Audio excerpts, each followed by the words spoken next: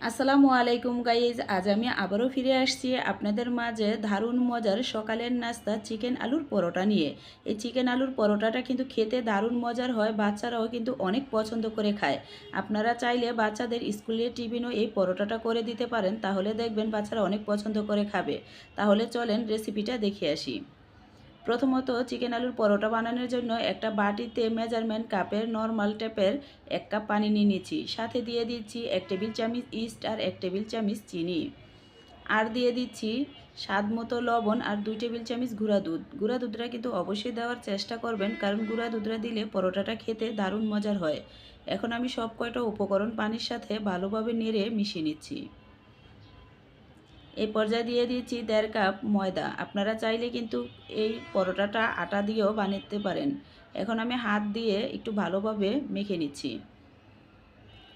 এই কাইটা কিন্তু একটু আঠালো হবে, রেগুলার রুটির মতো কিন্তু ওরকম শক্ত কাই হবে না।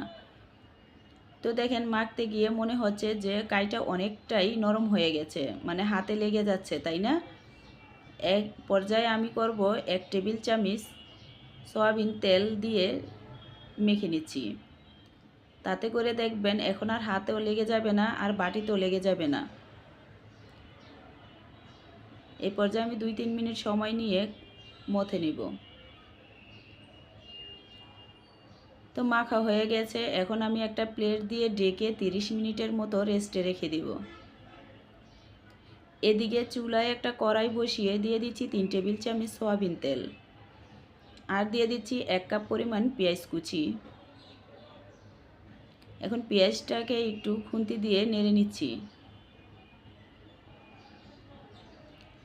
নেড়ে এ পর্যায়ে আমি স্বাদ মতো একটু লবণ দিয়ে দিব, তাতে করে পেঁয়াজটা মানে তাড়াতাড়ি নরম হয়ে যাবে। আমি পেঁয়াজটা এরকম গোল্ডেন করে ভেজে নিব না, একটু নরম করে ভেজে নিলেই হবে।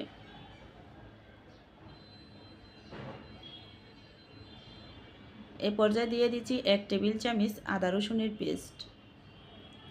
এই আদা রসুনের কাঁচা গন্ধটা চলে যাওয়া পর্যন্ত আরও কিছুক্ষণ তেলের সাথে এই পেঁয়াজ আর আদা রসুনটা নেড়ে ভেজে নিব। এ পর্যায়ে দিয়ে দিব কিছু শুকনা মশলা। এখানে আছে 1/2 টেবিল চামচ লাল মরিচের গুঁড়া, 1/2 টেবিল চামচ ধনিয়ার গুঁড়া, 1/2 টেবিল চামচ ভাজা জিরার গুঁড়া আর 1/2 টেবিল চামচের চেয়ে কিছুটা কম গরম মশলার গুঁড়া। এখন আমি এই মশলাগুলা একটু তেলের সাথে আর পেঁয়াজের সাথে নেড়ে নিচ্ছি। আবার বেশি সময় পর্যন্ত নাড়তে যাবেন না, তাহলে কিন্তু গুঁড়া মশলাটা পুড়ে যাবে, তখন আবার খেতে তিতো লাগবে। এখন আমি দিয়ে দিচ্ছি অল্প একটু পানি, যাতে করে গুঁড়া মশলাটা পুড়ে না যায় আর মশলাটা একটু ভালোভাবে কষিয়ে নেওয়া যায়। দেখেন মশলাটা আমি ভালোভাবে কষিয়ে নিয়েছি। এ পর্যায়ে আমি দিয়ে দিচ্ছি চিকেনটা আগেই আমি একটু পানিতে আর একটু আদা রসুন, একটু গোলমরিচের গুঁড়া আর একটু লবণ দিয়ে সিদ্ধ করে নিয়েছিলাম। সিদ্ধ করে হাত দিয়ে ছিঁড়ে নিয়েছি। এ পর্যায়ে দিয়ে দিচ্ছি 1 টেবিল চামচ টমেটোর কেচাপ আর 1 টেবিল চামচ সয়া সস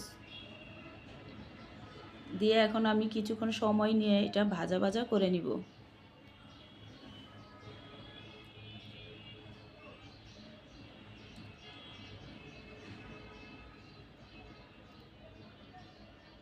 এ পর্যায়ে আমি দিয়ে দিয়েছি 2টা আলু সিদ্ধ করে আমি পেস্ট করে নিয়েছিলাম, সেটাও দিয়ে দিচ্ছি।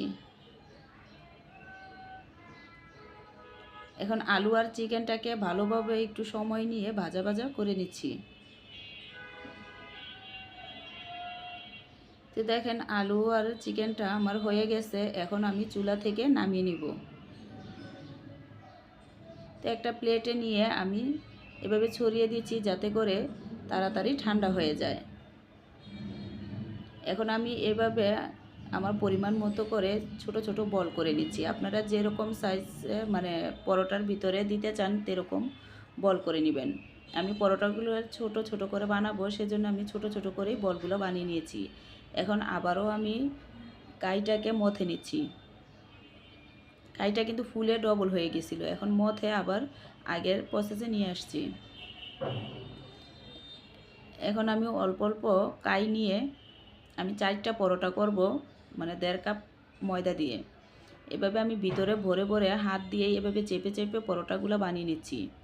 এখানে কোনো বেলুন পিঁড়ির কোনো প্রয়োজন নেই। হাত দিয়ে এভাবে চেপে চেপে বানিয়ে নেওয়া যাবে, কারণ কাইটা কিন্তু অনেকটাই নরম। তো আমি আমি একইভাবে আমি দুইটা পরোটা বানিয়ে আপনাদেরকে দেখিয়ে দিচ্ছি। আমি একই নিয়মে কিন্তু আমি সব কয়টা পরোটাই বানিয়ে নিয়েছি। তো সব কয়টা পরোটা আমি বানিয়ে নিয়েছি। তো দেখেন, আপনাদেরকে দেখিয়ে দিচ্ছি।